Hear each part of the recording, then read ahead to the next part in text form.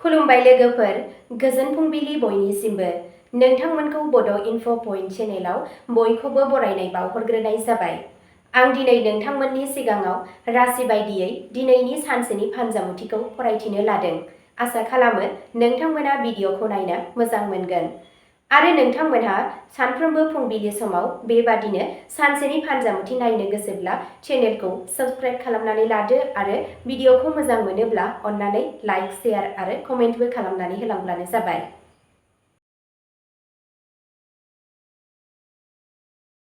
दिनै 19 नभेम्बर 2025 मायथाइ एबा 2 आघन दान 1432 मायथाइ बुधबार।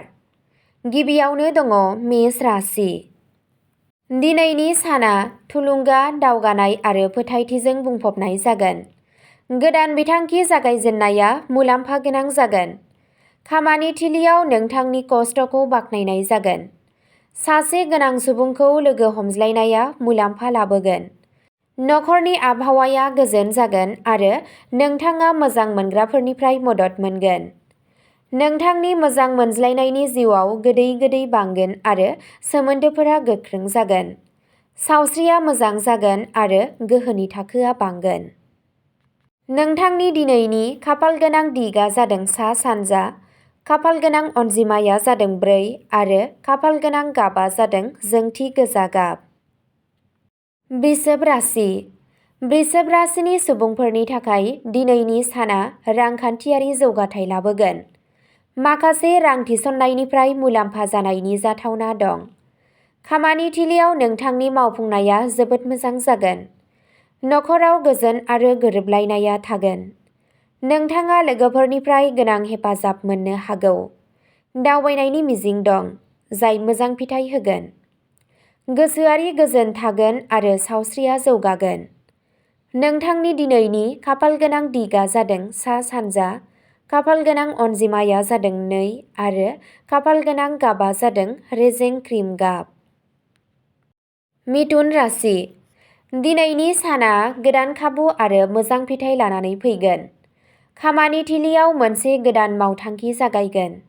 जिउ राहायाव दावगानायनि मिजिं दं। नखराव गोजोननाया बांगोन आरो न'आव गोजोन आबहावा थागोन। फरायसाफोरा फरायनायाव जाफुंसार जागोन। नाङै नारसिननायनिफ्राय गोजानाव था। सावस्रिनि नोजोरजों साना मोजां जागोन। नोंथांनि दिनैनि खाफालगोनां दिगआ जादों सोनाब खोला, खाफालगोनां अनजिमाया जादों 11 आरो खाफालगोनां गाबआ जादों अख्रां गाब। कर्क राशि। बे साना कर्क राशि गोनांफोरनि थाखाय साबसिन फिथाय होगोन। माखासे आद्रा थानाय खामानिफोराव जाफुंसार जागोन। रांखान्थियारि थासारिया गोख्रों जागोन आरो रांखावरिनि मुलाम्फा जागोन। नखराव मोनसे मोजां जाथाय जानायनि जाथावना दं। सोमोन्दोआव मोजां मोनज्लायनाय आरो गोरोबलायनाया बांगोन। लोगोफोरा हेफाजाब होगोन। सावस्रिया मोजां जागोन आरो गोसोआरि गोजोन थागोन। नोंथांनि दिनैनि खाफालगोनां दिगआ जादों खोला-सोनाब, खाफालगोनां अनजिमाया जादों 16 आरो खाफालगोनां गाबआ जादों मुक्ता गुफुर गाब। सिंह राशि। दिनै जाफुंसारनायजों बुंफबनाय जागोन।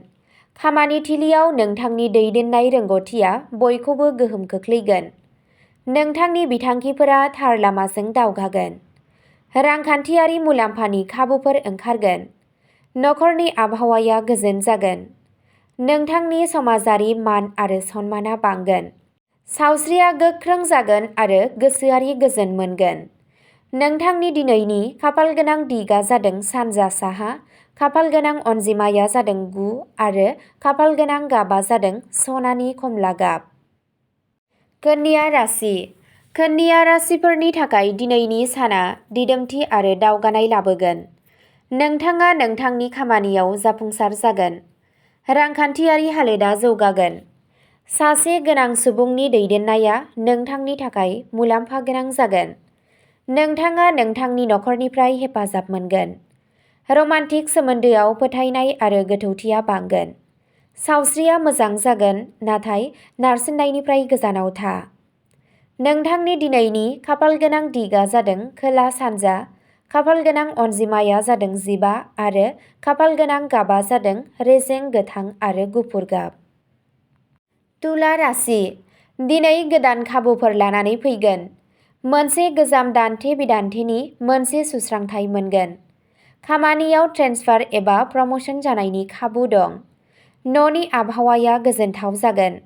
लोगोफोरजों सम हगारनाया गोजोनथाव जागोन। खरसाया बांनो हागौ, नाथाय रांखान्थियारि थासारिया दिदोम थागोन। सावस्रिया समानथि थागोन आरो गोसोआ गोजोन थागोन। नोंथांनि दिनैनि खाफालगोनां दिगा जादों सोनाब साहा, खाफालगोनां अनजिमाया जादों 13 आरो खाफालगोनां गाबा जादों निला गाब।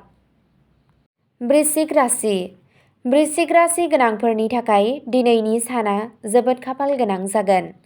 खस्थ'नि फिथाइखौ मोनगोन। फालांगियाव मुलाम्फा जानायनि जाथावना दं। न'आव खुसि आरो गोजोननि आबहावा थागोन।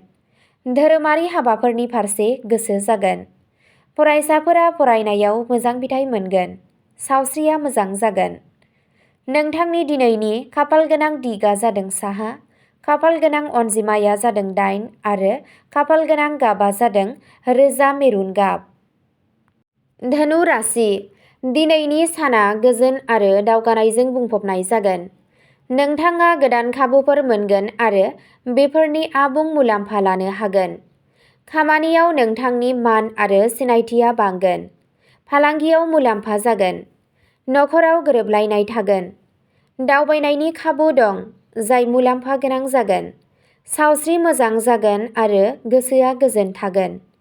नोंथांनि दिनैनि खाफालगोनां दिगा जादों सानजा, खाफालगोनां अनजिमाया जादों 10 आरो खाफालगोनां गाबा जादों खमला गाब। मकर राशि दिनैनि साना मकर राशिफोरनि थाखाय जाफुंसारनायनि सान जागोन। नोंथांनि खामानियाव नाजानाया फिथाइ होगोन। रांखान्थियारि हालोदा जौगागोन। नखराव अननाय आरो हेफाजाबनि आबहावा थागोन।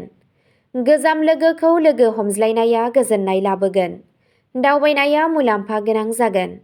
सावस्रिया नर्मेल जागोन, नाथाय सानफ्रोमबोनि रुटिनखौ समानथि लाखि। नोंथांनि दिनैनि खाफालगोनां दिगा जादों खोला, खाफालगोनां अनजिमाया जादों 5 आरो खाफालगोनां गाबा जादों ब्राउन कफि गाब। कुम्भ राशि दिनै नोंथांनि बिथांखिफोरा जाफुंसारगोन। खामानियाव नोंथांनि मान सन्माना बांगोन। गोदान मानसिफोरजों फोनांजाबनाया मुलाम्फा जागोन। नखराव गोजोन थागोन। मोजां मोनलायनायनि सोमोन्दोआ गोख्रों जागोन। रांखान्थियारि हालोदा जौगागोन। सावस्रि मोजां जागोन आरो फोथायथि बांगोन। नोंथांनि दिनैनि खाफालगोनां दिगा जादों सा-सानजा, खाफालगोनां अनजिमाया जादों 3 आरो खाफालगोनां गाबा जादों निला आरो सिलभार गाब। मीन राशि दिनैनि साना नोंथांनि थाखाय जोबोद मोजां जागोन। नोंथाङा मोनसे गोनां खामानियाव जाफुंसार जागोन। नखराव गोजोननाया बांगोन। आद्रा थानाय रांखौ मोनफिननो हागौ। समाजारि मान सन्माना बांगोन। दावबायनाया मुलाम्फा लाबोगोन। सावस्रिया मोजां जागोन आरो गोसोआ गोजोन थागोन। नोंथांनि दिनैनि खाफालगोनां दिगा जादों खोला, खाफालगोनां अनजिमाया जादों 12 आरो खाफालगोनां गाबा जादों रेजें खमला गाब।